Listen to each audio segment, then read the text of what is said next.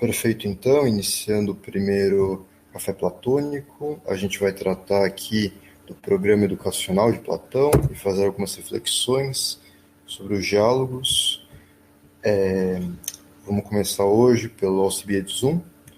Eu sigo o programa das tetralogias do Bernardo Suzanne, e basicamente ele trata as tetralogias platônicas, cada tetralogia é composta por 4 diálogos, como uma sequência educacional, e ele propõe que na academia platônica essa sequência era usada para o ensino dos novos alunos, e realmente essa sequência que ele faz consegue fazer perfeitamente o caminho de aprendizado da filosofia segundo os modelos platônicos. Então a gente vai começar pelo Alcibiades I.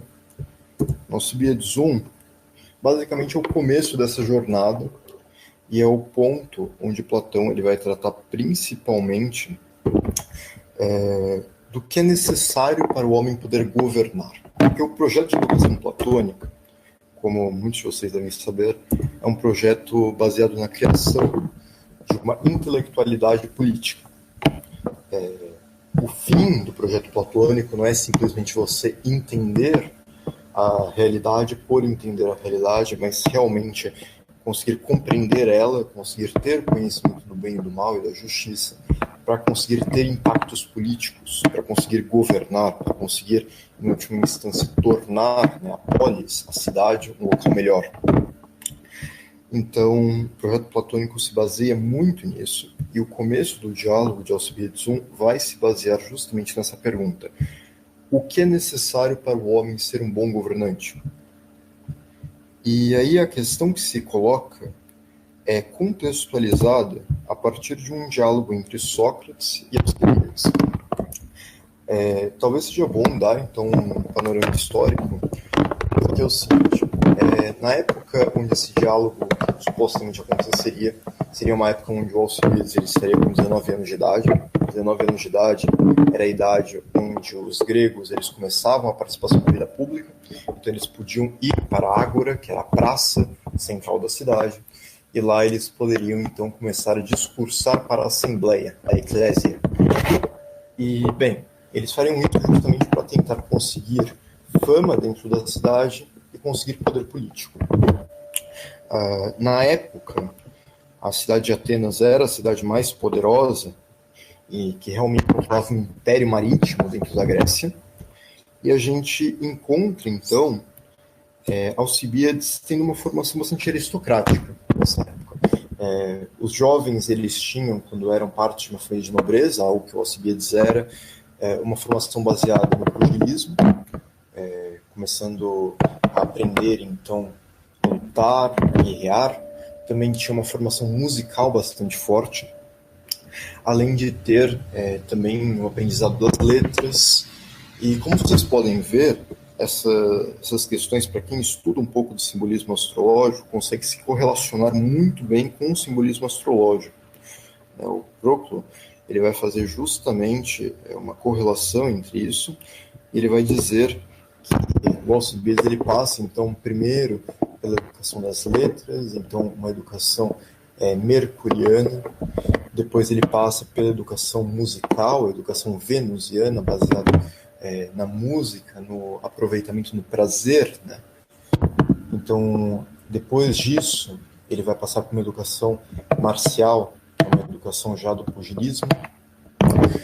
Então você tem esses graus de educação que vão se correlacionar com a paideia aristocrática grega.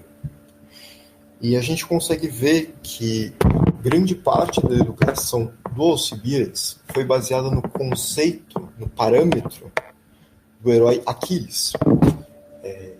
O Aquiles ele era, na Ilíada, um grande herói que buscava a fama, buscava o kleos, que é a chamada fama imperecível, dos gregos, justamente pela guerra. Mas mesmo participando da Guerra de Troia, ele também tinha uma formação aristocrática clássica, então aprendeu também a questão musical, que era algo muito importante para a época. A gente vê, por exemplo, uma parte da Ilíada, ele tocando a lira e cantando um dos sons que seria característico daquela guerra. A gente vê, então, em Alcibiades, a representação do novo Aquiles. O Platão, ele constrói a sua obra de forma a preparar uma nova Ilíada e uma nova Odisseia na obra dele. E a representação do herói da Ilíada, no caso, seria o Alcibiades. Enquanto a preparação do herói da Odisseia, o Odisseu novo, seria o Sócrates, que seria, ao mesmo tempo, um herói intelectualizado, um herói que tem na cabeça dele planos muito objetivos, um objetivo muito claro, que é adquirir um conhecimento sólido, adquirir um conhecimento com base naquilo que é autodemonstrável pelo mundo, e a partir disso realmente estruturar algo maior. A gente vê, então, algo que vai ser observado já nos diálogos de Hípias, na próxima tetralogia, essa correlação entre a Ilíada, a Odisseia e os diálogos platônicos. Platão, ele tinha uma formação poética muito boa da Grécia Antiga, ele tinha uma grande educação relacionada ao teatro grego, principalmente, então a gente vai ver uma grande influência esquiliana, que será algo que eu vou apresentar para vocês quando a gente abrir os PDFs direitinho, começar uma leitura em alguns trechos. Mas, assim, é importante manter na cabeça que o projeto platônico é um projeto de reconquista da cultura grega. Ele pega toda a cultura grega, tudo que se passou na antiguidade, mais tardia, né? Então, a gente tem já o desenvolvimento teatral, tudo que passou na antiguidade mais antiga mesmo, né? Desculpa, pleonasmo, com Homero, e todo o desenvolvimento político da retórica grega, que a gente consegue ver, ele pega tudo isso e coloca dentro de um programa educacional que seria essa nova paideia platônica. E a gente consegue ver, então, abrindo o diálogo aqui, que o Sócrates ele começa falando sobre algumas características de Alcibiades. Fala que ele é um homem com muitas condições financeiras, é um homem com uma família ilustre, né? A família do Alcibiades era uma das famílias mais poderosas e mais ilustres de Atenas. Ele fazia parte da altíssima nobreza, era filho de duas grandes famílias, foi educado por Péricles, que foi um dos maiores líderes atenienses, o responsável pela formação do Império Ateniense. Então ele tinha uma formação extremamente aristocrática, e a gente consegue ver, então, que o Sócrates ele elabora diversas características do Alcibiades, inclusive a sua beleza física, a sua força. Só que ele deixa claro, nessa primeira passagem, que o Alcibiades ele é um homem que se preocupa mais com o corpo do que com a própria alma dele. Ele se preocupa mais com as características do que ele tem, do que realmente ele é. Então a gente vê isso na fala de Sócrates. A gente observa que, apesar do Sócrates ter identificado, né, pela fisionomia do Alcibiades, as características físicas dele apontavam para justamente uma tendência à nobreza, uma tendência à bondade, uma tendência a atos de grande impacto positivo para a polis, desde criança. Inclusive esse sendo o motivo do porquê que o Sócrates perseguiu o Alcibiades, né? Observou o Alcibiades desde criança até os 19 anos, porque ele via essas características nele, mas que ele, apesar disso, não conseguiu controlar aquele primeiro aspecto de quem entende simbolismo astrológico, que é a lua dele. Ele não conseguiu controlar a noção do que é importante e o que não é nos gostos. A lua ela vem desse simbolismo do que qual é o prazer que eu gosto, qual que é o uso que eu gosto das coisas. Então, o Alcibiades ele não conseguiu controlar isso, ele dava uma grande importância para os prazeres sensuais. Há um título bastante pejorativo que se dizia do Alcibiades, que ele era a mulher para todos os homens e o homem para todas as mulheres, né? Falando da lascividade sexual dele. A gente consegue, então, enxergar que, apesar de todas essas características positivas, que, claro, a gente olha para a realidade e a gente vê, nossa, isso são características de um bom governante, alguém com nobreza, alguém com nobreza de sangue, né? Alguém com uma boa condição financeira, que teve uma formação clássica muito boa, que está está bem estudado nos grandes poemas, na cultura grega, mas ao mesmo tempo não tem a nobreza da alma, que é o que realmente importa. E o Sócrates vai realmente mostrar isso para Alcibiades durante todo o diálogo.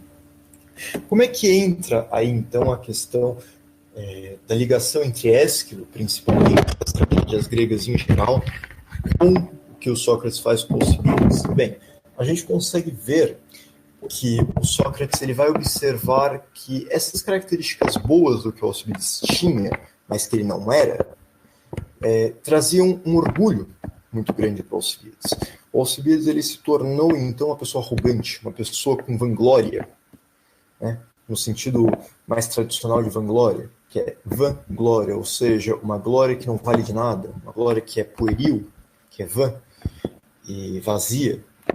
E essa é a característica mais marcante que a gente vê em todos os personagens, os heróis trágicos esquilianos, né?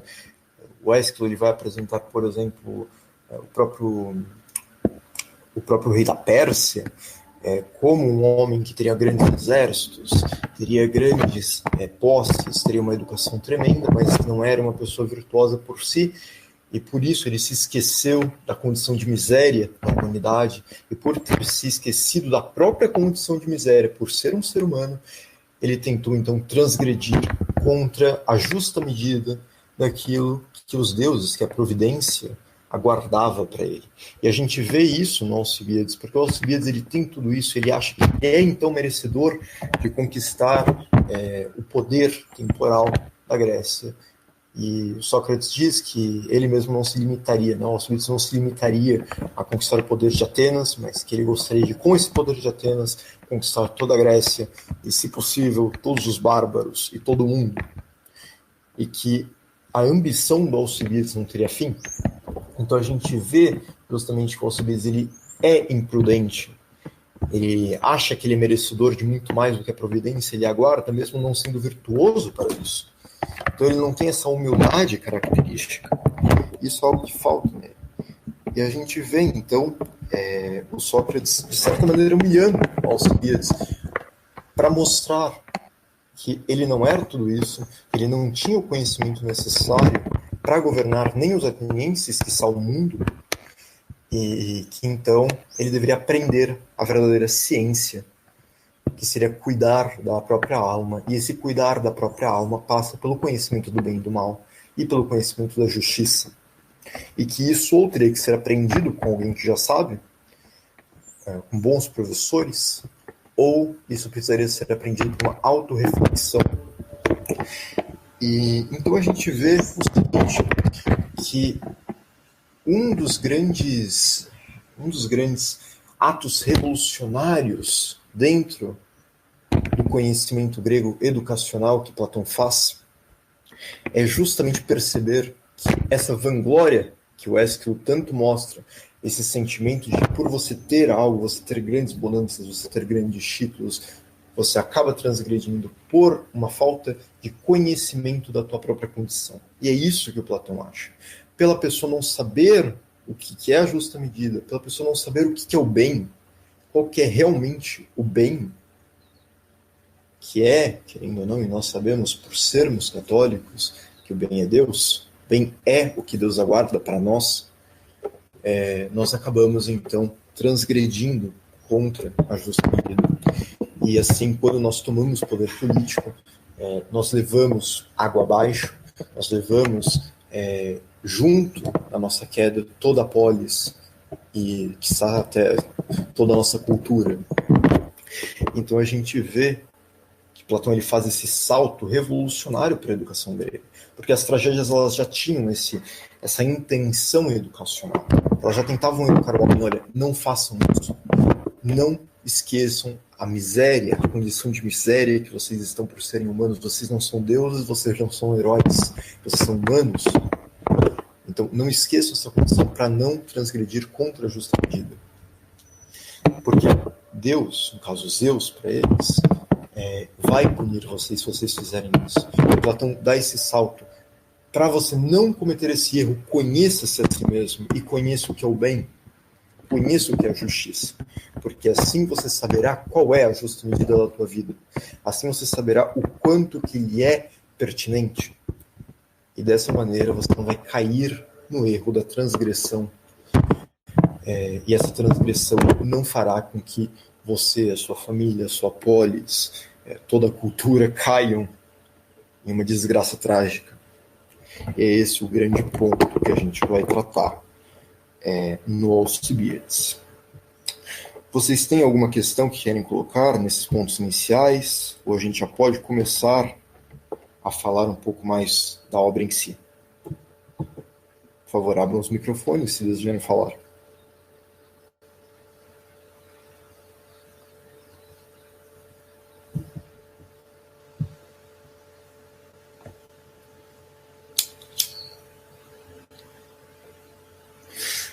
Ok, então. Vamos então começar a tratar de alguns pontos interessantes aqui. Bem, eu acho que um dos pontos que mais chamam a atenção para quem lê pela primeira vez o Alcibiades, e me digam o que vocês acham, se isso também foi um dos pontos que chamam mais a atenção de vocês, é justamente o ponto da educação que o Sócrates escreve entre os espartanos e principalmente entre os persas. Vocês perceberam? Vocês lembram dessa educação?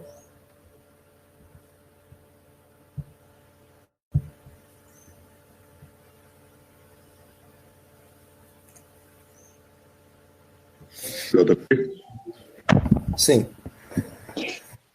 Não, que você parou de falar do nada aí.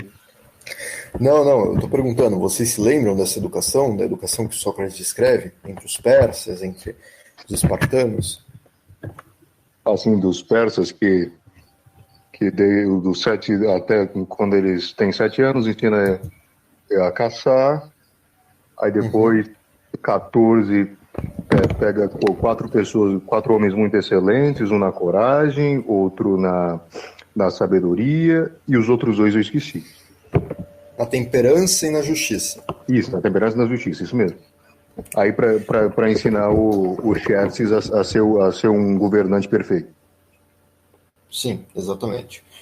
Então, bem, vocês se lembram que eu tinha dito que a educação do Alcibiades passou por algumas características próprias do simbolismo astrológico, né? A característica mercuriana, a venusiana e a marciana. Bem, há um ponto aí. O Alcibiades ele não passou por nenhuma educação solar, isso é, ele nunca teve nenhuma vida prática. A educação solar é justamente a educação da vida prática, a do eu como representante de alguma arte. Ele nunca passou por isso, ao mesmo tempo que ele não soube controlar, ele nunca recebeu uma educação de controle da lua dele, né, da educação lunar dele, que é dos gostos. Então ele nunca teve essa educação temperante. Ao mesmo tempo, os persas, que é principalmente, além dos espartanos, os que são vistos como a educação superior de todo mundo bárbaro e todo mundo grego até, eles eram educados da seguinte maneira. Eles aos 7 anos eram educados com a caça. Isso é, após eles desenvolverem o controle do seu próprio corpo, do desenvolvimento corporal mais básico, que é a lua e o mercúrio, né, educados a ler e escrever, e a controlar o próprio corpo, nós vemos que ele também fala, ele também se refere que os persas eles eram desde pequeno educados a não comer muito, coisas desse gênero. Então eles eram educados a controlar os próprios gostos e a ler e escrever, além de falar bem, uma boa retórica. Então a parte lunar e a parte mercuriana eram resolvidas até os 7 anos. Aos 7 anos, então, começava a educação, e isso eu posso dizer, por estudos à parte, a educação musical, começava nessa época, que era a educação venusiana, mas principalmente a educação solar, que é o que realmente colocava ele como membro da comunidade, como um caçador. Esse caçador, ele era então alguém que podia fazer algo útil pela comunidade, podia apanhar, né, carne, apanhar cervos, apanhar javalis para o palácio, então ajudar todos a conseguirem comer, que é uma atividade muito útil, né? E também aprendia junto disso já uma técnica marcial, porque, como eu já tinha dito em particular para vocês, quem sabe caçar sabe lutar. Isso é uma característica, né, muito marcante, porque quem sabe caçar sabe atirar com arco e flecha, sabe utilizar da espada. Então você tem aí uma formação marciana junto da educação solar. E aí, quando chegava então aos 14 anos, lembrando que 7 é o número da perfeição, né? Então a gente tem a perfeição da educação mercuriana e da educação lunar no primeiro período da vida do homem, entre os 0 e os 7 anos. Depois, a partir dos 7 até os 14, uma educação que já vai até a formação do homem maduro. Então a gente tem que considerar que assim, os persas eles eram homens maduros aos 14 anos de idade, eles já tinham, isso no caso o rei persa, né? Eles já tinham uma profissão, no caso, né, que eles eram herdeiros do trono, mas eles faziam algo útil, de fato. Eles dominavam uma arte, eram representantes de uma arte útil para a comunidade e sabiam defender a própria comunidade caso necessário, porque sabiam a arte da guerra, a menos no nível básico. E aos 14 anos, então, quando atinge a perfeição da vida prática, ele começava, então, a ser educado na maior sabedoria. E essa sabedoria, então, seria a coragem, que é o que a Igreja Católica chamaria de fortaleza, mas que em grego tem um pouco diferente, porque a palavra que se usa para a coragem é andria. Andria significa, literalmente, a virtude de ser homem. Então, a virtude do homem seria a coragem e a fortaleza, mas própria do macho, né?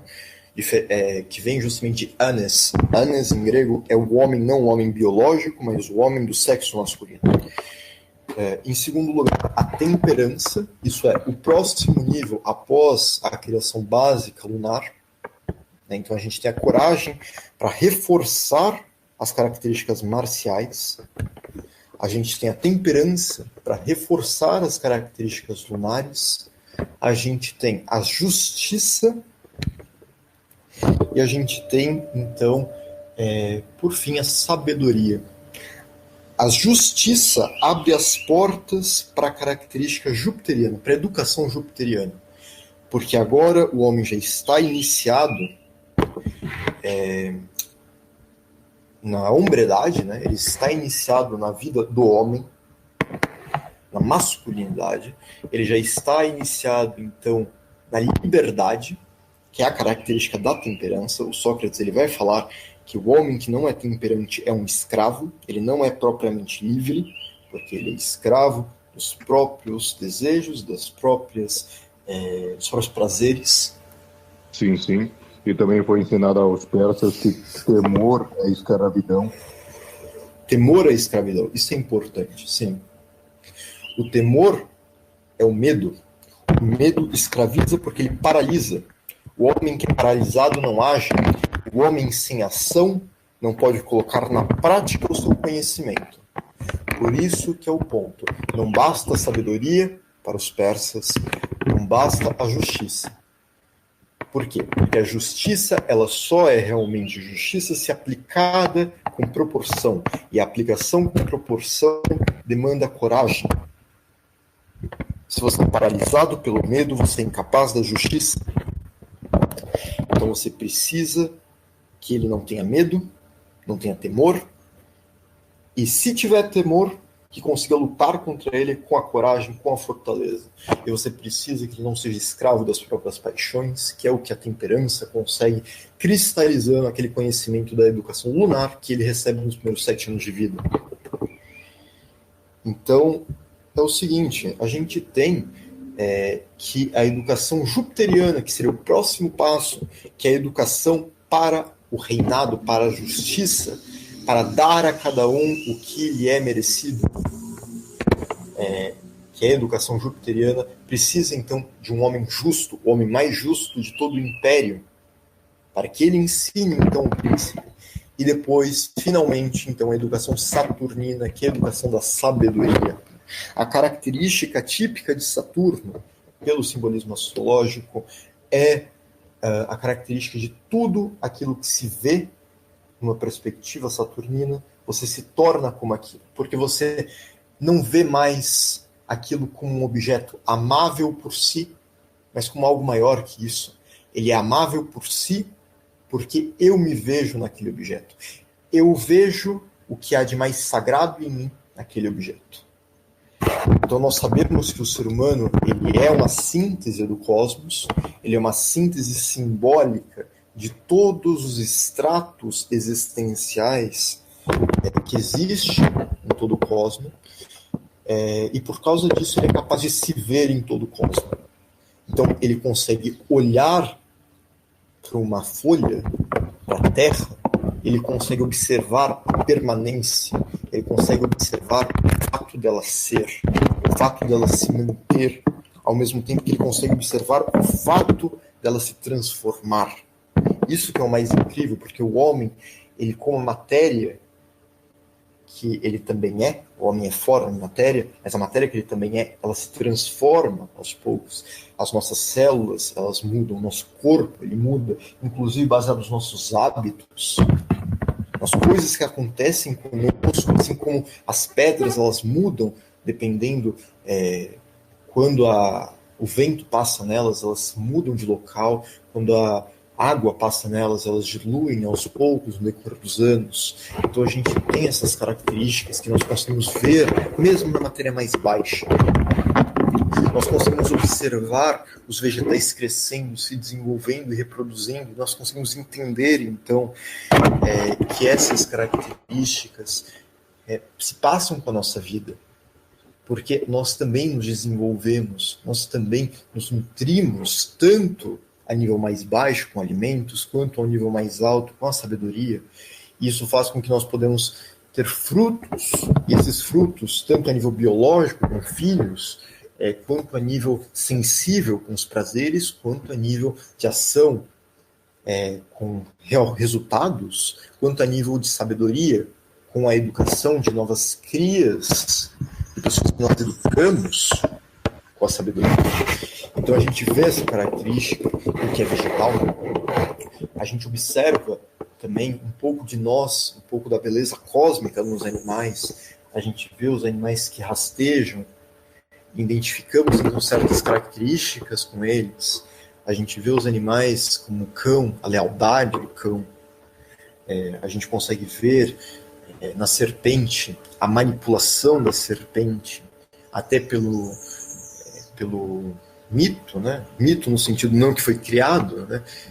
Porque realmente aconteceu, mas é um mito, de qualquer maneira, do Gênesis, porque lá tem várias características simbólicas que o qualificam como um mito.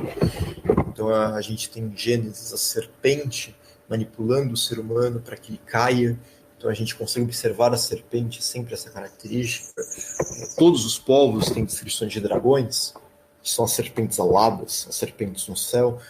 E esses dragões a gente consegue ver neles a glória do céu, a gente consegue ver neles ao mesmo tempo a magnanimidade deles. Eles são seres de enorme generosidade, né? Porque em muitas tradições, como a chinesa, por exemplo, a gente vê eles como bonâncias, como bons sinais do céu. Ao mesmo tempo você consegue ver o pavor do homem frente ao céu, frente à permanência da abóboda celeste, e por isso que nós temos então o medo como uma característica do homem que enfrenta o dragão em muitas tradições do Ocidente.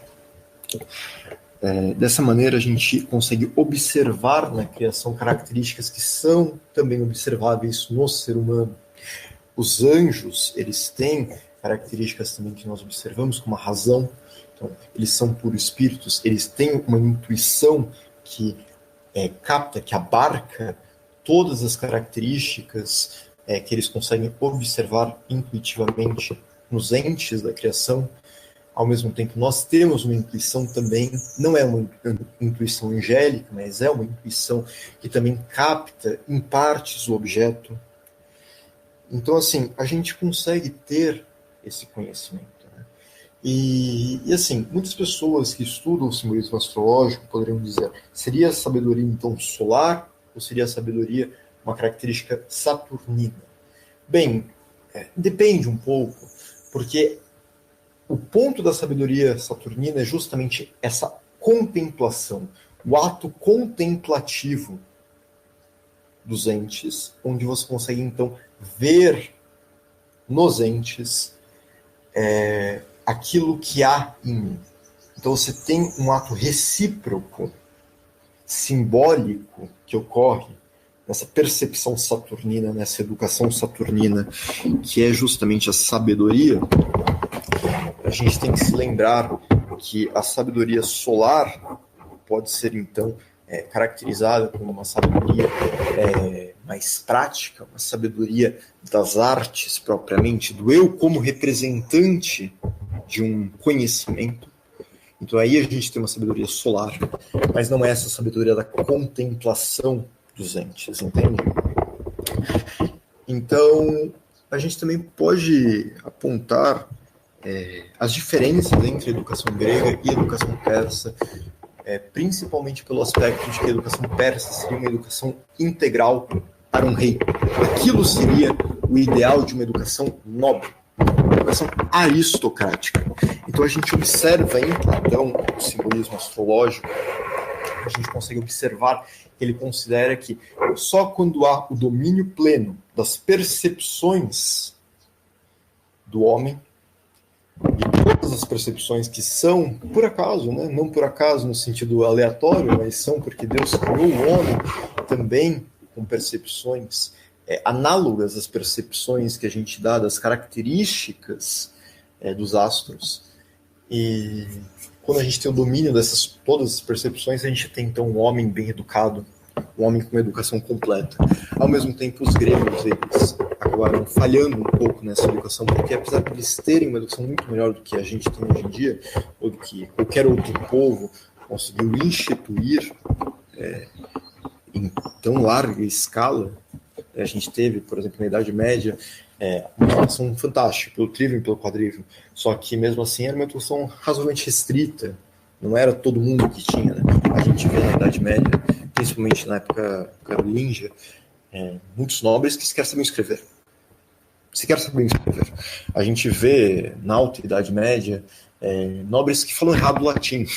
Tem uma piada engraçada, que era um imperador, acho que foi Sigmundo II, alguma coisa assim do Império Germânico, que ele falou errado em latim durante um discurso dele, e um bispo foi lá e corrigiu ele, e ele respondeu: o imperador é superior à gramática.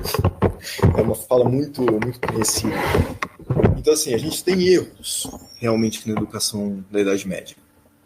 Algo que você não vê com tanta frequência na Idade Antiga. Mas eles falhavam nesse sentido, eles não educavam em todas as perspectivas, e Platão vem corrigir isso. Platão ele consegue, de fato, corrigir isso. Então, vamos lá. A gente pode passar, caso vocês não tenham dúvidas sobre esse ponto, para o próximo. Vocês querem falar alguma coisa? Eu queria só fazer um adendo sobre essa questão da educação grega, que se a gente for notar uma coisa, tanto os gregos quanto os romanos, a base da educação deles era uma literatura, como é que eu posso dizer, nacionalista até certo ponto, porque se baseavam em épicos que estavam aquele povo, né? Os gregos da Odisseia e os romanos com a Eneida. Sim. Havia a noção entre eles que uma cultura nacional teria que ser feita através de grandes épicos. E os grandes épicos eles não eram considerados meramente obras de literatura ou historiográficas, não. Eles eram considerados a base da educação. A imagem do homem ideal, do grande líder, no sentido do grande rei, ou em períodos mais democráticos, como já era a Grécia de Platão, do grande orador, grande representante da comunidade, da eclésia, tinha que se basear um ideal de algum personagem antigo. Então a gente tem, durante muito tempo, Aquiles sendo o personagem de maior inspiração. A gente tem que ver também que eles eram descendentes de grandes personagens mitológicos, eles se consideravam descendentes e representantes daquela linhagem. Então, a gente tem que eles tinham como ideal Aquiles, quando Platão vai falar o contrário. Olha, não tenham por ideal Aquiles, tenham por ideal Odisseu, Ulisses.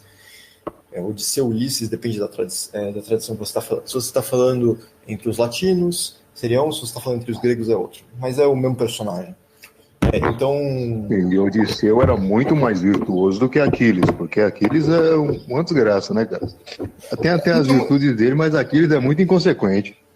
Não, é muito interessante, porque o Aquiles, isso vai ser um ponto que em Hípias, o Platão vai falar, ele não tinha um objetivo claro. O Aquiles, ele muda de opinião como ele muda de manto, sabe? É uma coisa absurda. Como ele muda de mulher. Como ele muda de mulher também. Mas, assim, é uma coisa absurda. O Aquiles, ele causa desgraças irresponsáveis de maneira completamente inconsequente. Ele vai abandonar o exército e causar a morte de tantas pessoas, inclusive do melhor amigo dele, por orgulho. É uma coisa, assim, tremenda. Enquanto, por outro lado, você tem o Odisseu, o Ulisses, que ele literalmente vai se tornar um mendigo para poder voltar para o objetivo dele, que é a casa. A gente tem interpretações, né? O Thomas Taylor, ele é fantástico fazendo essa interpretação neoplatônica da Odisseia, falando o seguinte, que o Odisseu vai passar por um caminho espiritual. A volta dele para Ítaca é um caminho espiritual, é uma iniciação espiritual na vida. Então você tem o pecador, que vai passar por desafios altos e baixos até o ponto da santificação. Então, dá para fazer, sim, uma correlação tremenda. Um dia talvez eu faça para vocês uma aula sobre a Odisseia, se vocês quiserem, eu posso fazer também sobre a Ilíada. É um assunto que eu andei estudando nos últimos meses. Você muito vê que são obras tão ricas que elas estão vivas até hoje no imaginário popular, porque é onde entra aquela questão da jornada do herói, né? Sim, sim. Passa por dificuldade, e você é como se fosse um molde pronto já na psique do ser humano. Apesar que, assim, a jornada do herói talvez não seja uma boa narrativa para você contar. Porque a vida humana não é uma jornada do herói. É a jornada do cego que volta a enxergar por causa de Cristo. Então, essa noção de que a vida humana é uma jornada do herói é uma noção bem errada, que foi criada posteriormente. A gente vê, hoje em dia, esse conceito da jornada do herói sendo utilizado. O Campbell, ele traz isso daí. Mas o que a gente vê, na verdade, nas histórias antigas, é mais um caminho iniciatório.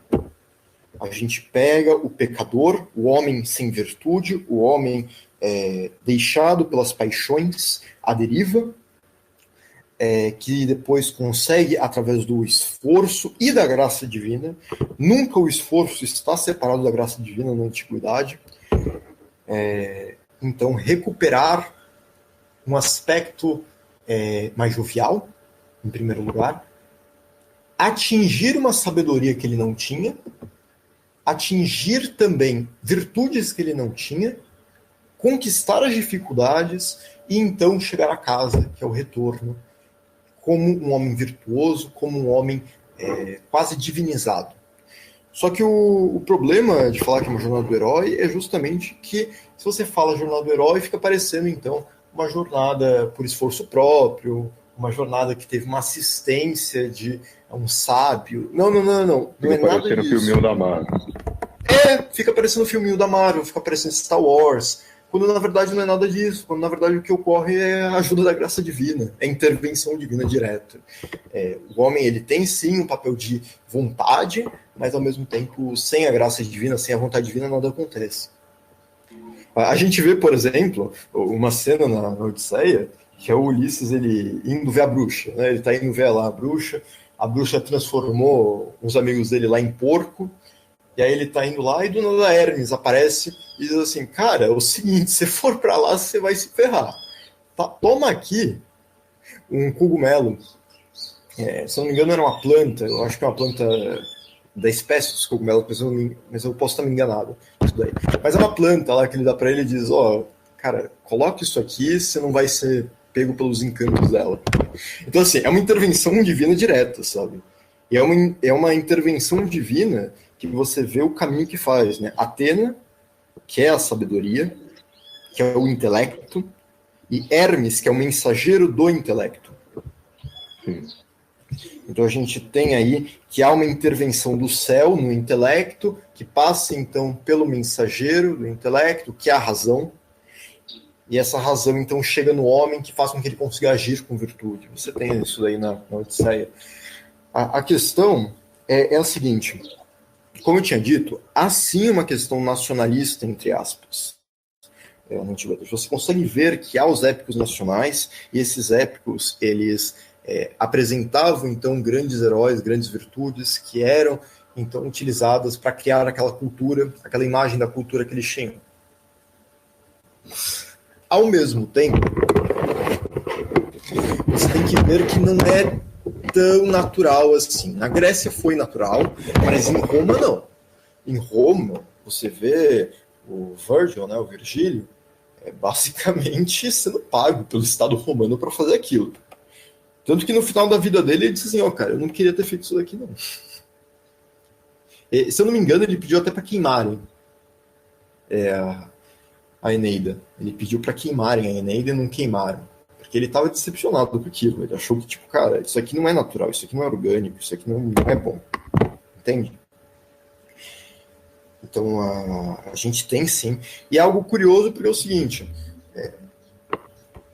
os épicos voltaram somente na Renascença.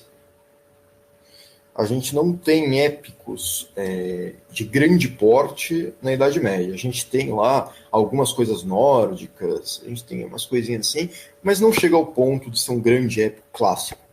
Eles voltam, então, na Renascença, principalmente, aí é uma virtude dos portugueses e dos lusitanos em geral, tanto os brasileiros como os angolanos, como todo esse povo, toda essa cultura, os Lusíadas. Os Lusíadas é o épico por excelência da Idade Moderna. Ponto. Nenhum épico é que nem os Lusíadas. Ao mesmo tempo, a gente não vai conseguir ter o retorno das tragédias. Por algo que acontece na seguinte proporção. Na Antiguidade, a tragédia ela tinha uma questão educacional. Então, você começa com Ésquilo mostrando um herói trágico virtuoso, que é um homem com grandes posses, muitas vezes com grandes características que você vê, coragem, com temperança em certa medida, mas que não é sábio. Ele acha, pelo orgulho dele, que ele sabe melhor para ele do que Deus. Então ele acaba cometendo erros que levam à desgraça de toda a população. Já quando você vai para Sófocles, que é um segundo período da tragédia grega, você tem, então, homens maduros, em grande medida, mulheres maduras, em certa medida também, mas já não é a mesma coisa do Ésquilo. O Sófocles ele já vai colocar outras características morais para serem louvadas, que não é essa questão da transgressão contra a providência divina, né? Então, o Ésquilo quer ensinar, homens não transgridam contra a justa medida. O Sófocles ele já vai estar querendo ensinar algumas outras coisas além disso, mas ele já tem uma certa decadência. Você já observa uma certa decadência, porque já não é mais um processo de educação crescente, que é o período característico do Ésquilo, né? O Ésquilo ele surge, então, na formação do apogeu grego. Então ele está querendo educar seres humanos que já eram maduros para serem, então, seres humanos heróicos. O Sófocles já pega, então, o período de ouro da Grécia. Esse período de ouro da Grécia é o apogeu. Esse apogeu é um período onde se quer manter a moralidade grega. Então você não está querendo educar seres humanos maduros para algo melhor, você quer manter aquela educação grega tradicional do Ésquilo. E aí você tem Eurípides na decadência grega, que já é uma desgraça. O Eurípides foi o que mais influenciou as tragédias modernas. Você vê uma grande influência tanto em Shakespeare quanto em Goethe, quando tantas outras coisas, e assim, não dá certo, cara. Eurípides não são sequer homens maduros que estão na obra trágica de Eurípides. Normalmente são motivos bobos que levam à perdição, inclusive muitas vezes motivos românticos, e isso daí vai influenciar profundamente. O Otto Maria Carpo, ele tem na história da literatura ocidental dele, ele vai falar justamente disso, que assim, o que mais influenciou a literatura ocidental foi o Eurípides, de todos. Sófocles muito pouco e Ésquilo quase nada. Mas assim, é horrível. Por isso que a tragédia moderna é péssima. Comparado com a grega, é péssima. Claro que você tem, né, tragédias maravilhosas, não querendo desqualificar Shakespeare, não querendo desqualificar Goethe. As tragédias são maravilhosas. Mas do ponto de vista funcional da tragédia grega, como uma obra feita para a educação moral do povo, as tragédias modernas são uma desgraça. Né? A gente vê, por exemplo, o que você aprende realmente com Romeu e Julieta, cara. Bem, você aprende dentro daquele mundo toda uma estrutura amorosa, uma questão da época, né, histórica, da vendetta italiana, né, que é uma característica muito clássica do povo italiano. Você tem lá algumas características muito, muito importantes, né, do sentimento passional do homem. Só que assim, cara, isso daí não é um homem maduro. Ninguém vai falar que o cara viu. Cara, vou ser sincero com você, o JP. Quando eu li Romeu e Julieta, a única coisa que eu senti foi ódio. E fiquei puto com o caralho do Romeu, aquele viadinho do caralho. Eu fiquei com raiva, velho. Não ironicamente. Não, você fica com raiva mesmo. Essa interpretação do grego vem numa tragédia. Já o inglês, ele se identifica e fica... meu Deus, que coisa... Você já morreu com mulher, vai tomar no teu cu. Vocês já viram Júlio César? Não, esse eu não li, mas eu tenho que ler. Ué. Então, o Júlio César é maravilhoso para você mostrar essa decadência trágica que é trazida, então, na modernidade. Cara, o Júlio César, ele dá um dos discursos mais belos de toda a literatura antes de morrer. Literalmente, não precisa nem terminar o parágrafo. Você termina o parágrafo, tem uma linha dizendo assim: e Brutus esfaqueia Júlio César. E Júlio César cai no chão morrendo. É ridículo. Essa porra é tragicômica, sabe, essa porra é tragicômica. Há uma influência tragicômica que é uma influência do Eurípides. O Eurípides, ele funda a comédia trágica. Mas assim, é ridículo, porque em Ésquilo você nunca vê isso. Você vê os homens dando discursos sobre a própria tragédia, sobre a própria desgraça da vida deles por eles terem errado. Eles assumem a responsabilidade pelos erros dele. Eles dizem, não, eu realmente errei, eu realmente fiz isso, e olha a desgraça pelas minhas próprias escolhas. Então você tem um homem maduro assumindo as suas responsabilidades ali e realmente mostrando para o leitor quais são as consequências daquele ato. Quando você tem um discurso tão épico quanto o discurso do Júlio César, é um discurso lindíssimo, mostrando a magnificência do Júlio César, mostrando a grandiosidade dele, e do nada aparece lá ele morrendo, logo depois. Assim, imaginem a cena num teatro. Imaginem a cena de um ator bem comunicativo, um ator com aquele ênfase que o Júlio César deve ter realmente tido, falando um discurso tão grandioso, e do nada uma faquinha atravessa então o peito dele, todo mundo começa a esfaquear ele, e ele cai no chão. E ele diz, ó Brutus, até tu? É ridículo. Isso representa a própria ridicularidade da época. Na época da Renascença, você tem ali um simulacro da Grécia, um simulacro de Roma. Toda aquela coisa do homem maduro acabou. Tanto que, assim, se você for ver as histórias dos nobres e dos intelectuais da Idade moderna, né, da Renascença e tudo, isso é ridículo, cara. Você tem grandes artistas com uma técnica maravilhosa, fantásticos que saem na rua literalmente beijando pessoas aleatoriamente. Leonardo da Vinci era conhecido por sair com pouca roupa na rua beijando pessoas. Querendo ou não. Você tem Michelangelo parando de pintar a Capela Sistina do nada porque ficou putinho com o Papa. Então, é um cara que não é maduro. É um homem que não é maduro. Perdão, Geraldo, perdão.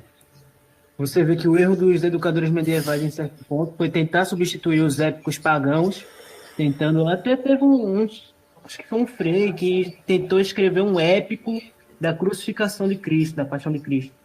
Enquanto o erro da linha foi essa cópia mal feita dos gregos e romanos, né?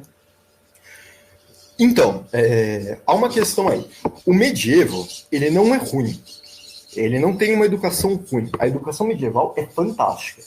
O problema da educação do medievo é outra. O problema da educação do medievo é a falta de preparo educacional no começo do medievo, né, na época da decadência grega, da decadência romana. Então você tem essa complicação que realmente, assim, você vai falar do ano de 700, no ano de 800, cara, foi decadente, foi. Isso daí não tem dúvidas. Assim, pode não ter sido tão decadente para a cristianidade, porque você tem a criação de grandes mosteiros, você tem... E lá nos mosteiros era uma coisa fantástica, era lindo. Eu posso, inclusive, falar um pouco dos mosteiros para você em outra época. Mas, assim, porque os mosteiros eles têm algumas características simbólicas maravilhosas. A educação do mosteiro é fantástica. Só que, em questão da educação civil, era muito pouca ou quase inexistente. Quando você vai, então, para escolas catedráticas, na Idade Média, você tem realmente uma educação que é um pouco melhor. Ela é feita para formar santos, né?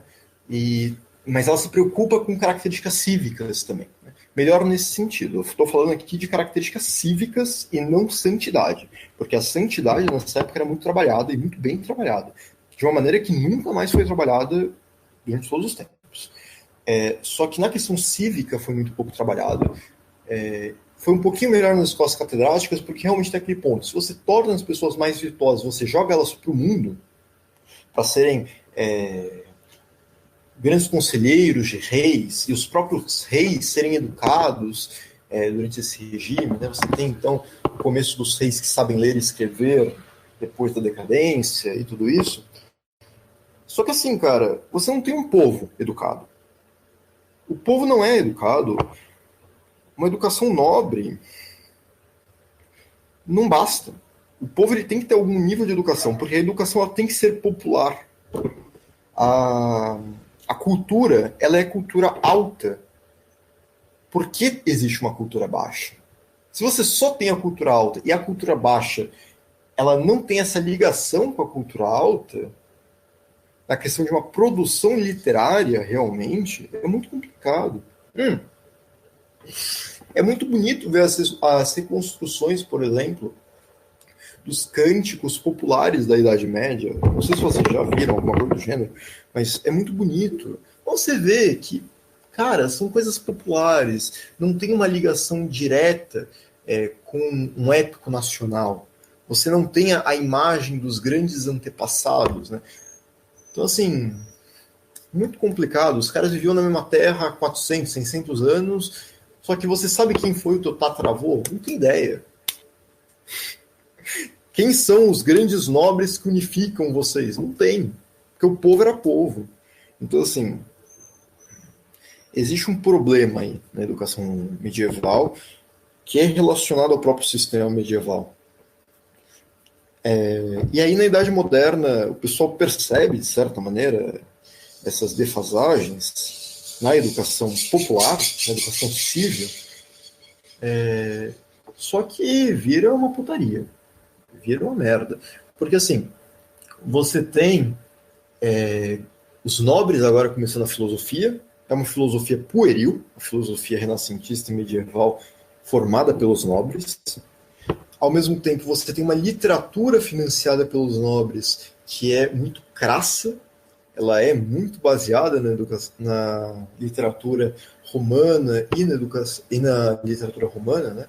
Só que, assim, fraca. Eles não tinham a maturidade necessária para isso, porque você tem justamente o problema que o protestantismo causou. O protestantismo ele foi responsável pela falta de maturidade, da formação de maturidade em muitas pessoas, principalmente na Alemanha, principalmente na Inglaterra.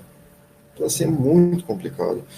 E aí você pergunta, né, seria possível então uma educação nos modos medievais com a acessibilidade de hoje?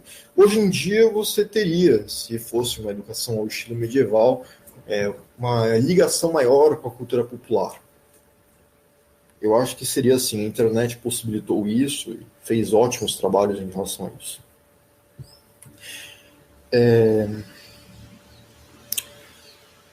Eu não entendi a pergunta que o Maverick fez. Se o Maverick pudesse repetir a pergunta aqui, eu agradecia. Mas, de qualquer modo, vocês entendem o ponto? Vocês entendem que a educação que se propõe é uma reforma educacional?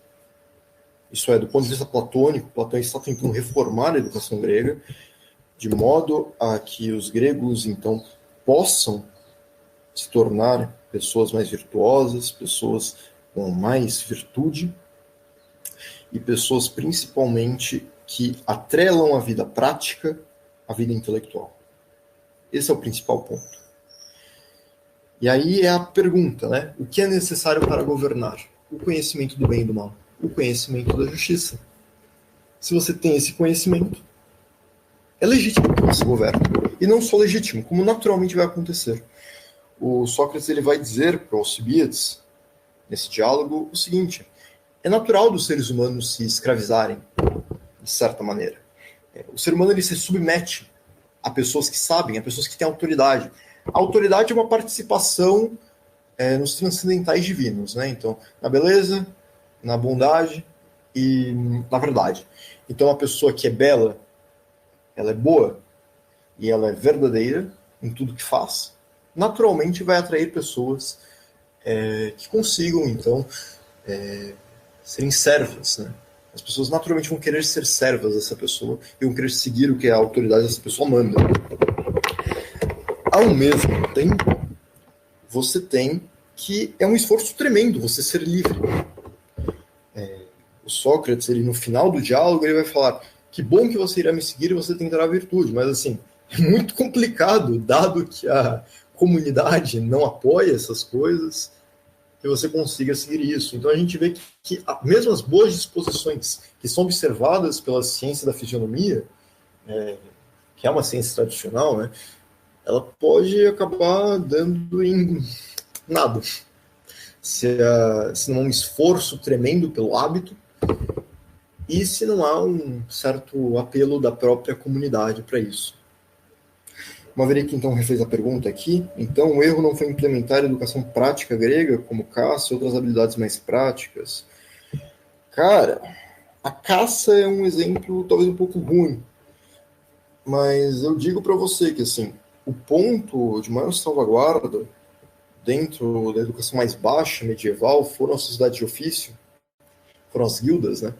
Lá havia uma formação integral do ser humano. O ser humano ele era educado com uma cosmovisão simbólica, ele era educado com uma arte prática, onde ele pudesse aplicar aquela cosmovisão, aqueles conhecimentos dele, de maneira a levantar o homem pela beleza. Ele era bom, então o homem em si era bom, ele era virtuoso, ele sabia a verdade, então ele sabia como que o mundo refletia a verdade divina, e ele sabia como pegar essa verdade, essa beleza do cosmos, essa verdade do cosmos, transformar numa criação bela, e essa criação bela apontando para cima, sempre se deixando aberto ao transcendente, que é justamente o que faz com que o homem consiga ser levado pela beleza a buscar o que o transcende. Então, você tem a sociedade de ofício na Idade Média que fazem esse serviço muito bom. Na Idade Moderna há uma queda nesse sentido, porque as sociedades de ofício são corrompidas depois das cruzadas, para um bando de hereges, para um bando de pessoas que aprenderam tanto a Cabala como o esoterismo islâmico. Você tem, por exemplo, Dante Alighieri. Cara. O pessoal fala, o Dante Alighieri é um grande representante da literatura moderna na Europa. Cara, sim, com certeza. A Divina Comédia é muito boa, muito boa. Mas, assim, há provas concretas de que o Dante ele recebeu uma formação direta por místicos sufis, por místicos islâmicos. Então você tem lá uma corrupção clara da educação simbólica católica nesse ponto. Isso que é muito triste. Né? Você perdeu o simbolismo, a simbologia tradicional, que é algo realmente muito, muito triste. E com o tempo você acabou perdendo também a própria vida prática. O homem, com o tempo, foi se infantilizando. Então, sim, a gente vê isso daí do homem se infantilizando com o tempo.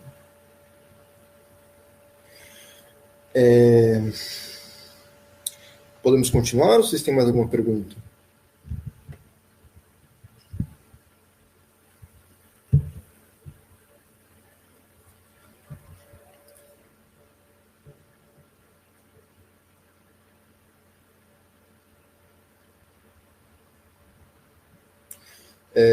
O Maverick fala aqui, né? Uma das piores perdas do homem ocidental foi a ligação do cosmos com o intermédio da cosmovisão da igreja. Sim, de fato.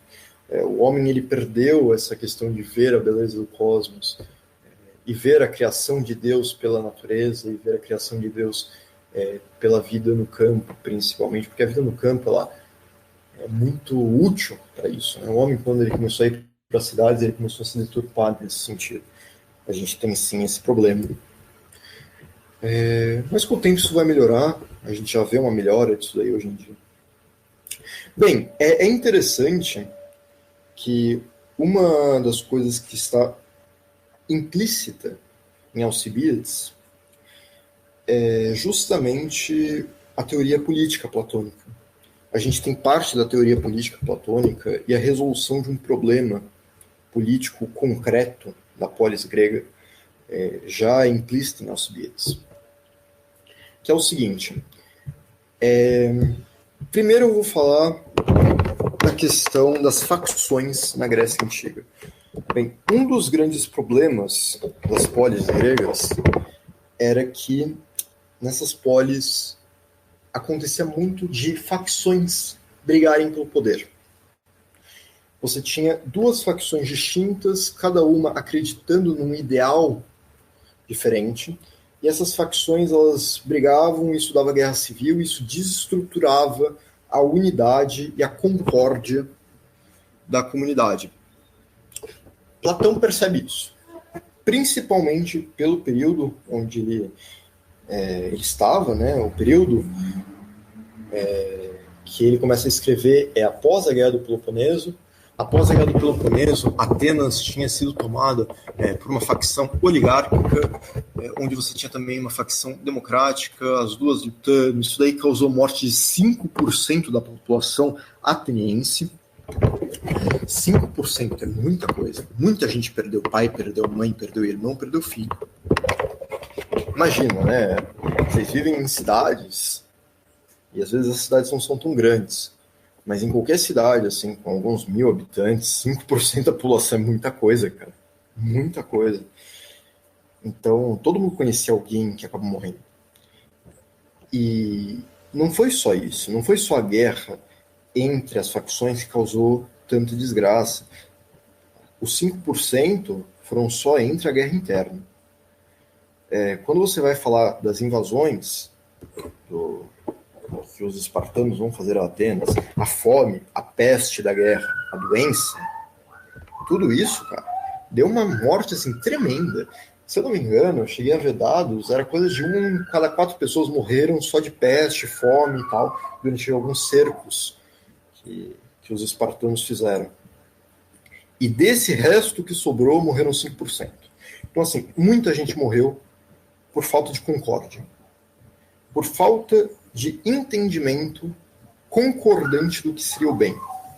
E Platão observa isso. E ele vai perceber que, assim, sem concórdia, não há maneira de haver paz.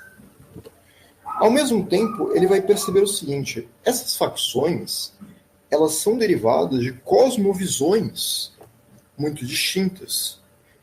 E essas cosmovisões, a gente pode observar isso, por exemplo, os democráticos. Os democráticos, eles tinham uma cosmovisão muito diferente dos oligárquicos e dos aristocratas. Os aristocratas, eles acreditavam, por exemplo, que a nobreza ela vem pelo sangue, que a educação não seria suficiente para conseguir dar a virtude para os homens, enquanto os democráticos acreditavam que era o suficiente, que a isonomia, né, a igualdade entre eles era o pior, era o que realmente deveria ser tido como bem. Então a gente tem diversas cosmovisões que vão dar origem a facções políticas distintas.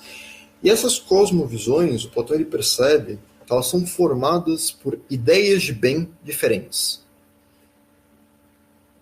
E essas ideias de bem, elas vão derivar em ideias de justiça. E aqui a gente vê, né, no Alcibiades, que o Sócrates ele vai falar sobre que a guerra ela é considerada quando é algo justo. As pessoas elas acham que devem fazer guerra e devem fazer paz quando isso é justo. Porque se você não achasse que há uma injustiça sendo cometida, você não declararia guerra. Então a guerra é uma questão de direito. E a gente consegue ver que a visão de justiça de cada um dos membros dessa facção, dessas facções diferentes, acaba, então, fazendo com que as pessoas briguem, porque elas são irreconciliáveis. E aí a gente pode citar uma frase do... Como é que é? O Heráclito.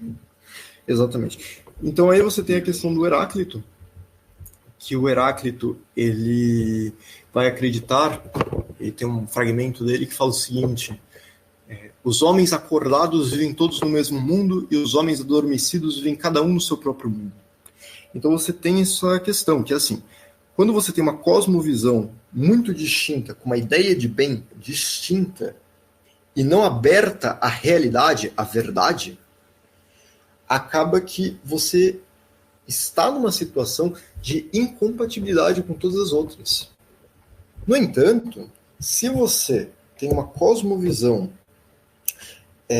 aberta à realidade, uma cosmovisão que busca, que reconhece a própria ignorância e que reconhece que o critério máximo é a própria realidade, é o fato como ele é, você então vive no mesmo mundo. Você então consegue dialogar e você consegue criar concórdia. Porque a concórdia depende de uma visão hegemônica de bem numa sociedade. Se essa sociedade tem uma visão hegemônica de bem, então você consegue ter concórdia entre os homens dessa sociedade. Se essa sociedade não tem uma visão hegemônica, você não consegue. Você vai ter discórdia. Concórdia vem justamente da palavra, né? Concorde, é o coração no mesmo lugar, né? O coração concordante. Então, a gente vai ter essa questão de que o homem, ele precisa, para viver em paz, viver em concórdia com a sua comunidade. Para viver em concórdia com a sua comunidade, ele precisa ter uma mesma concepção de bem. Bem, o que a gente pode concluir disso? A gente pode concluir que se você tem facções, essa facção tem que eliminar a outra facção para conseguir ter a hegemonia.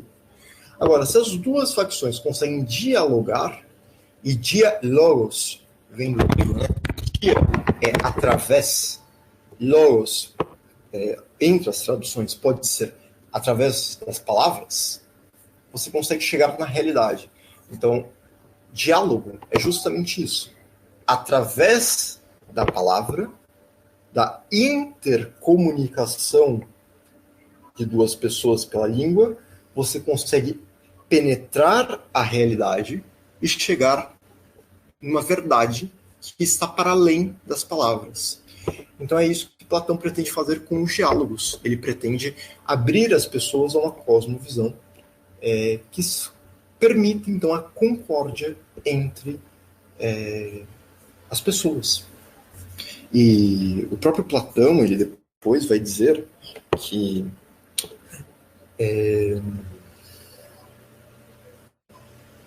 ele vai dizer basicamente o seguinte, que se você não tem...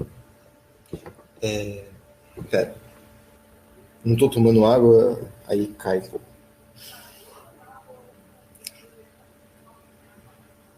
Ele vai dizer o seguinte, ele vai dizer que se você não tem, então, uma educação que eduque as pessoas para isso, as pessoas elas não conseguirão chegar nessa verdade. E que não chegando nessa verdade, elas não conseguirão, portanto, viver em paz. Por isso que ele vai falar na República que se nós queremos paz, os reis devem se tornar filósofos, os filósofos devem se tornar reis. Porque só o filósofo, e filósofo não é no sentido do filósofo acadêmico, filósofo é no sentido do homem que é amigo da verdade, que tem uma abertura da própria alma para a realidade, para a estrutura do cosmos. A estrutura literal do cosmos, a estrutura simbólica do cosmos e a estrutura verdadeira do cosmos. Então, essa é a grande questão. Vocês entendem? Alguma dúvida?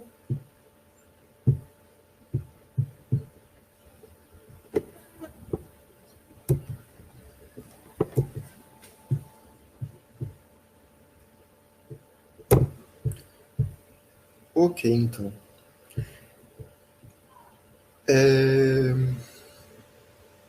Vocês querem fazer alguma pergunta? Alguma coisa? Comentar?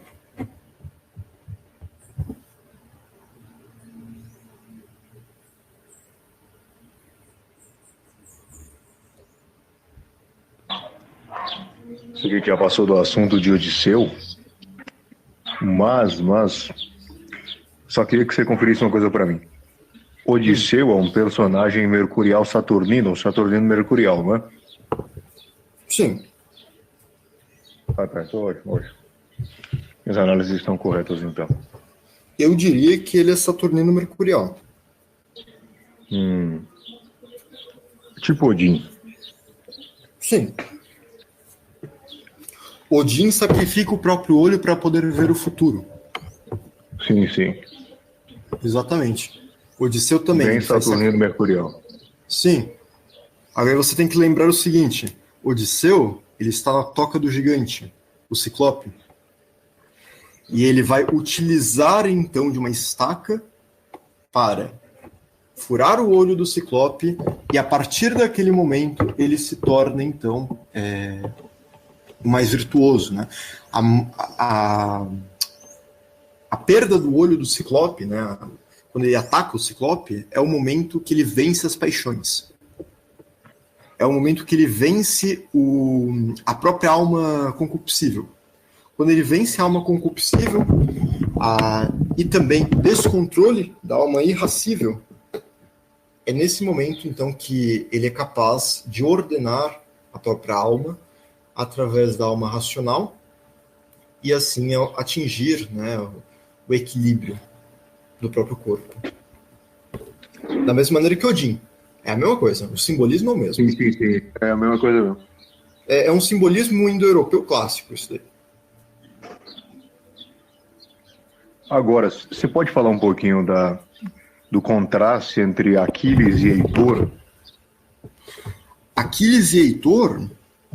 O que você quer saber, especificamente? Não, eu só queria que você falasse a respeito. Você escorreu um pouquinho entre os dois. Heitor era um homem muito virtuoso, um príncipe excelente. Ele era tipo o cara realmente bom. E Aquiles era bom em muitas coisas também, mas só que ele era dominado pelo orgulho. Sim. E no final Aquiles vence. Sim. O Aquiles, ele mata Heitor e humilha Heitor. Por um motivo muito simples. O Heitor, Ele, em primeiro lugar, foi ganancioso. Em segundo lugar, ele foi orgulhoso. Foram os dois pontos. O Aquiles, apesar dele ser uma pessoa orgulhosa, ele conseguiu abandonar o próprio orgulho pelo amigo. Então, ele abandona o próprio orgulho para vingar o próprio amigo e para fazer justiça. Então, no momento que ele supera o próprio orgulho em prol da justiça, ele vence o orgulhoso ganancioso, que humilhou o corpo daquele que ele venceu. E então ele mata Heitor e humilha Heitor durante alguns dias. E no final você tem Aquiles vencendo a própria, digamos assim, vaidade, o próprio orgulho de novo, quando ele dá para o rei, né, para o pai do Heitor, o corpo do Heitor de volta e permite, o primo, permite então que ele tenha um funeral.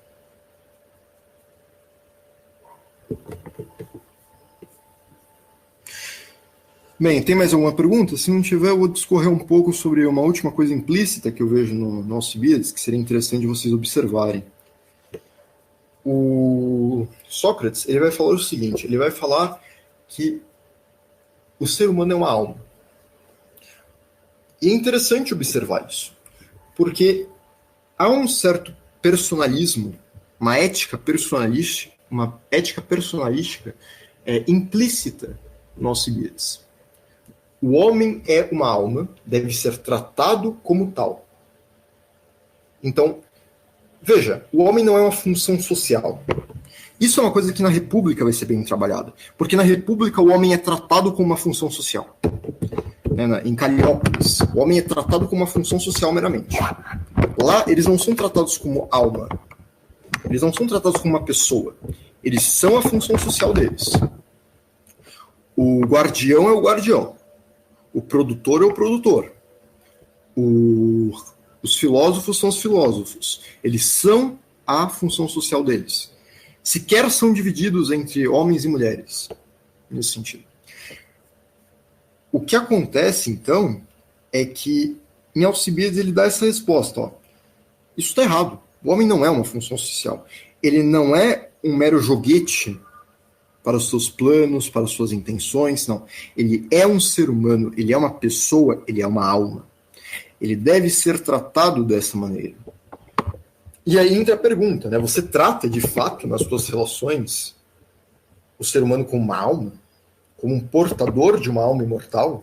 Como uma imagem do divino? E uma imagem simbólica de todo o cosmos? A maioria não, né? A maioria vai para um supermercado, vê a caixa do supermercado e acha que é literalmente uma função social, né? Então a gente vê que há uma ética personalista implícita em Alcibiades. Sócrates é um grande defensor dessa questão.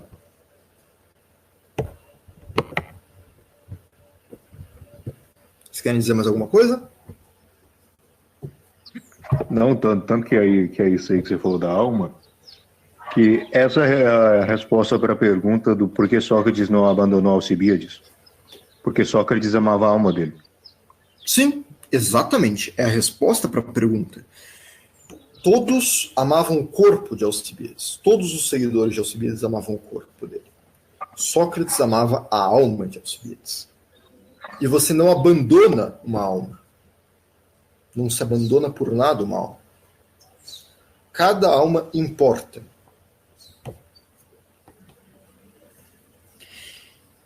E essa que é a grande questão. Algum outro comentário?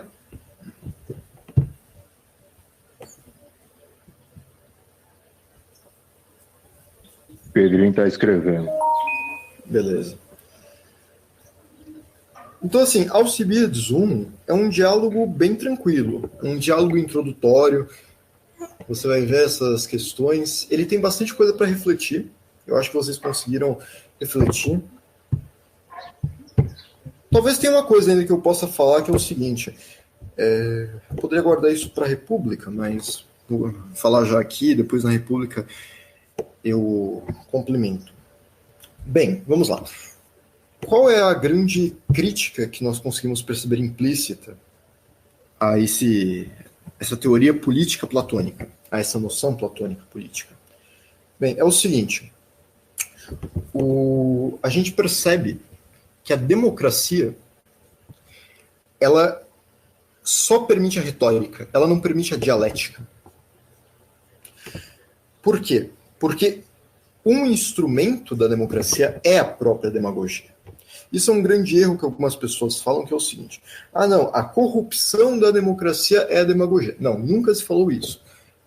Parte do instrumento democrático é a demagogia. O que é demagogia? Isso é tão óbvio. Sim. Parte do instrumento democrático é a demagogia. Inclusive, isso é importante dizer, pelo exemplo histórico, a gente consegue perceber que democracia sequer é um tipo de governo. O que a gente tem, na verdade, é a demagogia como instrumento de poder. E você pode ter uma demagogia oligárquica, que é o nosso caso. Por exemplo, a gente no Brasil vive numa oligarquia que utiliza demagogia. Então, qual é o período onde realmente há um exercício democrático no Brasil? Bem, é o período onde se faz campanha eleitoral e nós votamos. Nesse período, há um instrumento de demagogia sendo aplicado e há, de fato, um poder do povo ali sendo aplicado, que é o seguinte: a gente pode escolher quem que vai lá. Não dá para ignorar essa pode escolher coletivamente, mas consegue. É justamente o que é a democracia. A democracia representativa nada mais é do que uma oligarquia, com elementos demagógicos.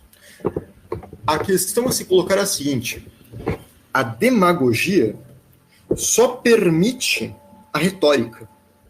Ela não permite a dialética. Não permitindo a dialética, porque a dialética é justamente feita através do diálogo. E é um diálogo ecumênico. O diálogo da dialética é sempre ecumênico. Por quê? Porque quando você tem, então, as pessoas buscando o bem, que é o bem na realidade, abertas à realidade, você tem, então, a verdadeira possibilidade do ecumenismo. Né? A cosmovisão fica mais abrangente. Né? Cada pessoa tem uma cosmovisão individual e, dependendo da ideia de bem, do conceito de bem que estrutura a tua cosmovisão, você tem, então, uma cosmovisão macro, né? Um segundo nível de cosmovisão, que é o que muitas vezes chama de egrégora. Né? A egrégora, que é a comunidade, a cosmovisão daquela comunidade, daquela facção. Com a dialética, você consegue passar do nível de verdade da verossemelhança, isso é, o Olavo, né, fala que a dialética ela trata do provável, enquanto a retórica trata do verossemelhante. Isso é, o que parece verdade para aquela facção. Então você tem a facção da egrégora e eles conseguem comunicar entre si, porque as coisas que eles dizem entre si parecem verdade. E se você tem, então, a democracia, esses grupos faccionais, eles vão utilizar da retórica para comunicar para si e para tentar coagir os outros através da manipulação da outra egrégora. Então você tem essas facções em conflito. Ao mesmo tempo, se você tiver, então, uma dialética, um diálogo ecumênico, que coloque elas num conflito dialético e pegue, então, o que há de positivo, isso é, o que há de afirmativo, o que há de verdade em cada uma delas, você consegue, então, chegar numa cosmovisão dialética, uma cosmovisão aberta ao real. E essa cosmovisão aberta ao real é justamente o que é necessário para que haja concórdia dentro da polis.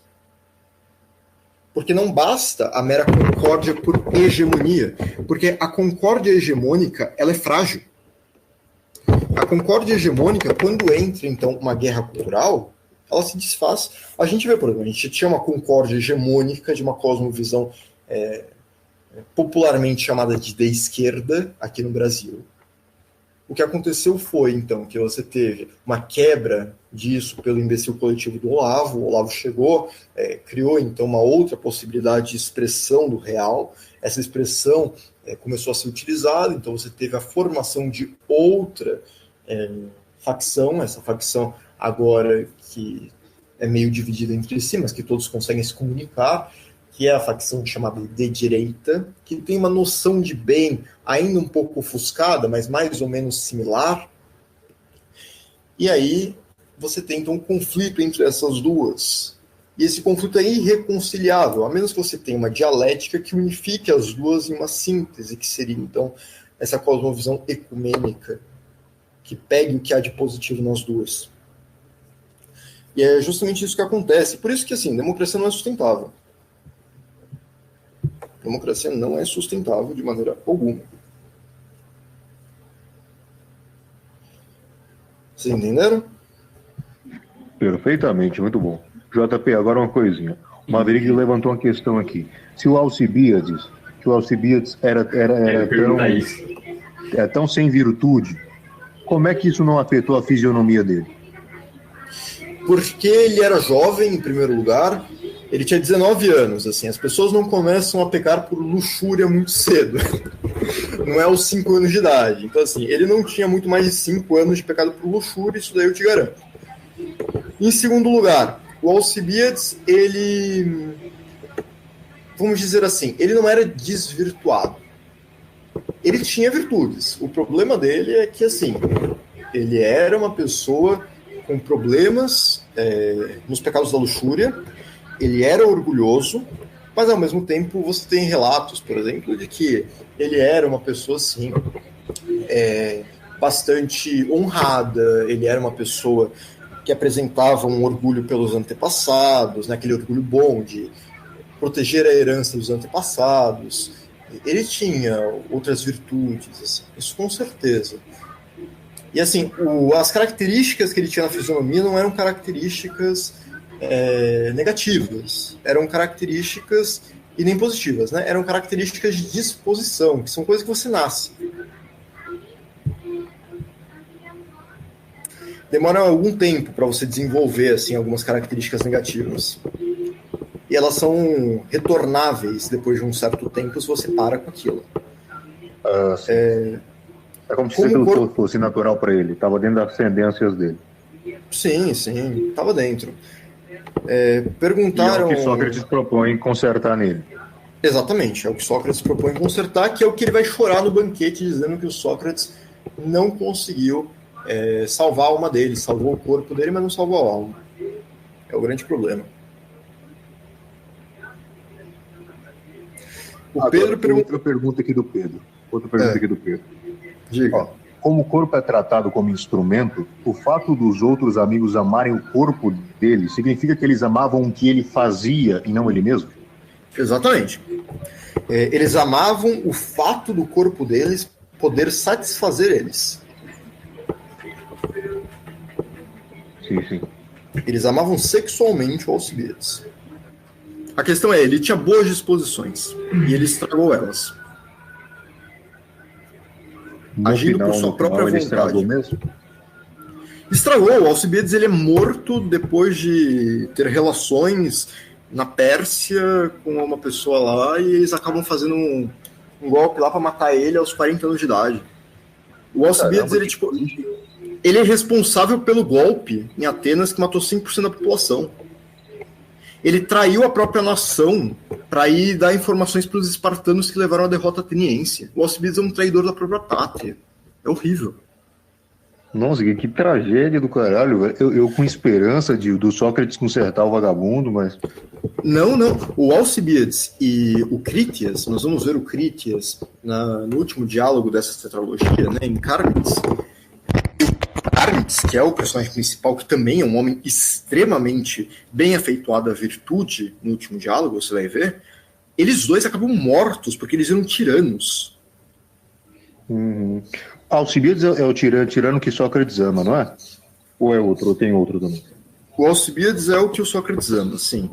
Para você ter uma noção do Critias, o Critias ele era tio do Platão. E ele vira um tirano. que convida o Platão a participar da tirania dos 30, quando Esparta vence Atenas. E o Platão, ele não aceitou, o Cármides aceitou, e por isso o Cármides acabou morto, Platão não acabou. A gente vê isso pela 7ª carta de Platão, Platão fala sobre isso. O que acontece é o seguinte, cara, você tem o Critias sendo mandado, basicamente no penúltimo diálogo de todas as tetralogias, que é o diálogo com o nome dele, Critias, basicamente o Platão chega e manda ele calar a boca. O pessoal diz, mas Critias é um diálogo não acabado de Platão. Cara, o Bernard Susano, ele tem um comentário que ele faz ao Critias que é muito bom, que ele diz assim, não, foi acabado, é só que o Platão mandou ele calar a boca. Tanto que se você for ver no Leis, o Leis ele começa a primeira frase do primeiro volume das Leis falando justamente uma continuidade daquilo lá do Critias, porque o Critias ele é mandado calar a boca justamente quando ele fala as leis que Zeus iria impor a população da Atlântida pelas impiedades dela. Aí no Leis, a primeira frase é a seguinte, mas será que é Zeus que determina as leis do homem ou é o próprio homem que determina as suas leis baseado no transcendente? É uma coisa do gênero. Então, tipo, é óbvio que não foi uma coisa mal acabada. Ele fez isso daí justamente, e o Bernard Susano vai explicar isso depois, no comentário dele, que é o seguinte, cara, foi um mandado de calar a boca. Porque o Platão, ele sabia dos erros do Critias. Ele sabia que o Critias era um tirano. Ele sabia que o Critias era um homem que só fez mal à própria cidade dele. Ele sabia que o Critias era um homem que, isso você vai ver no Cármides, preferia não admitir, preferia o orgulho intelectual dele à verdade. Então ele manda calar a boca no final do diálogo dele.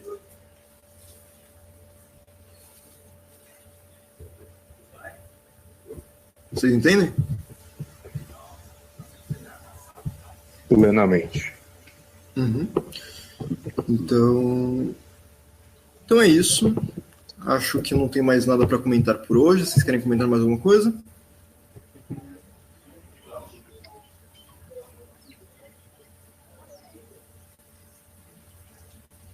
Beleza, então, gente. Semana que vem vamos tratar do segundo diálogo da tetralogia, que é Lises.